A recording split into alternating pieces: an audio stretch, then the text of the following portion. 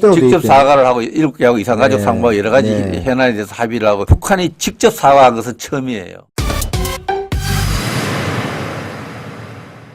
2015년 8월 4일이라고 되어 있습니다.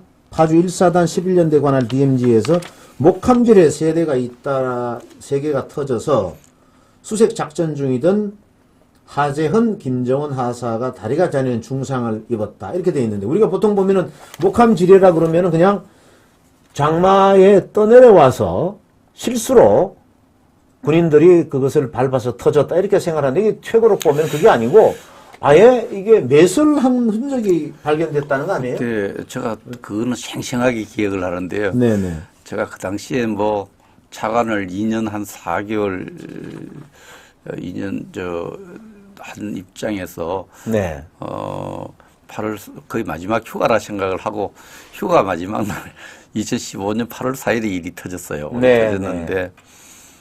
저도 평생을 북한 연구를 했고 네. 또 여러 가지 북한에 대해서 늘 관심을 가져왔는데 목함 지뢰가 터져서 우리 병사 다쳤다는 뉴스를 딱 보는 순간 직감적으로 북한이 뭘 저질렀거나 도발했거나 이 생각도 선뜻 들면서 네.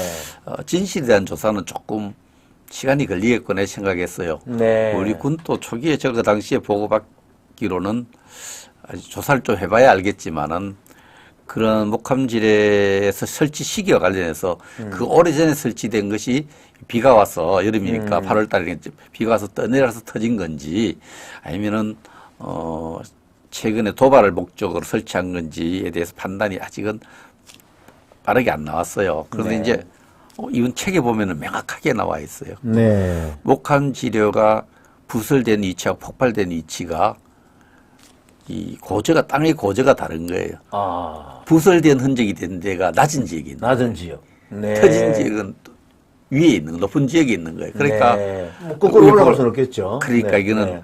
그 당시에 우기에 네. 비에 비에 슬려 내려가서 지뢰가 터진 것이 아니라 새로 도발 목적으로 네. 웨스를 해서 그것이 터졌고 우리 병사가 다쳤다. 그래서 대통령이 그렇게 판단하신 것도 이거 북한이 웨스를 했고 도발이었다. 네네. 이래 판단을 해서 그 이후의 대응은 북한이 우리 병사를 다치게 한 도발을 했어요. 여기에 대해서 거기에 상응하는 조치를 취해야 되겠다 이렇게 네. 나간 거죠. 그래서 북한에게 사과를 요구하고 사실관계 인정을 요구하고 사과를 요구했는데 북한이 인정을 안 하려고 하죠. 네. 그래서 정말 강공을 써요. 네. 제가 그때 차관실에 있고 네. 우리 하는데 그때 강공이 북한이 제일 싫어하는 것이 대북 확성기, 대북 방송이에요. 그렇죠. 대북 심리전의 일환으로 하는 게 대북 확성지 방송이 북한이 외부 사조가 유입되는 걸 싫어하고 그렇죠. 특히 그런 측면에서 우리가 대북 확성기 방송을 북한이 가장 싫어하는 대북 확성기 방송에 네. 해서 북한의 잘못을 시인하게 하고 재발 방지를 도발을 중단시켜보자 해서 네. 확성기 방송을 지시를 합니다. 네. 지시해서 그리고 북한이 난리가 난 거죠. 네. 실제로 그 전선에 포사격도 하고 해서 긴장도 그렇죠. 날리고 전시 동원 태세도 내리고 우리 정부를 무진장 압박을 합니다. 곧 전쟁을 시작할 것이. 그러니까 그 대북 확성기를 이제 폭격하겠다. 뭐. 대북 확성기도 조준 사격도 하기도 하고 그렇죠. 계속 엄포를 놔요. 위협을 네, 하는데 네, 네. 참 대통령 눈도 깜짝하지 않고 그 당시에 네. 그 군부대 중요한 군부대를 방문해서 거기에 대해서 북한의 위협에 굴하지 않고 대응을 하니까 북한이 사실은 이제 8월 4일날 사고 났으면 8월 21일쯤에는 좀 만나보자고 요청을 네. 좀 만나보자. 북한에서 이제 대화를 제안을 했구만요.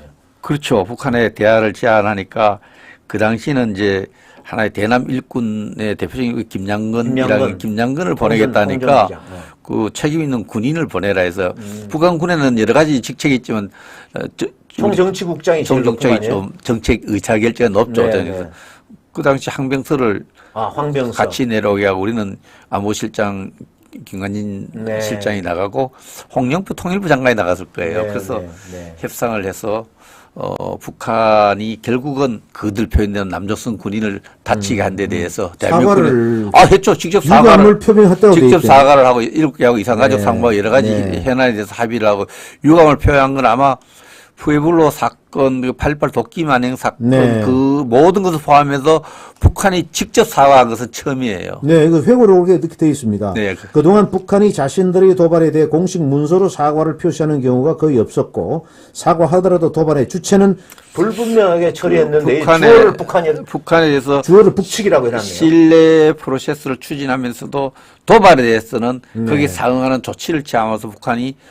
그 도발을 시인하고 네. 재발 방지를 약속하고 또 기타 이산가족 상봉과 뭐 남북한 관계 당국의 대화 이런 걸 북한이 지키지는 않았어요. 네. 그 약속을 하면서 우리가 남북한 고위급 뭐 합의라는 이름으로 했는데 북한으로서는 항복에 가까운 입장을 만들어낸 것이 목함지대 사건이에요. 그래서 제가 이 네. 부분은 뭐 우리 윤석열 정부도 북한이 무인기 도발했을 때 네. 우리가 대북 학생기 방송을 만지작거렸죠. 네. 북한 입장을 억제하기 위해서 아마 목함지대 사건에서 교훈을 받은 것이 아닐까 이렇게 저는 생각을 합니다. 네.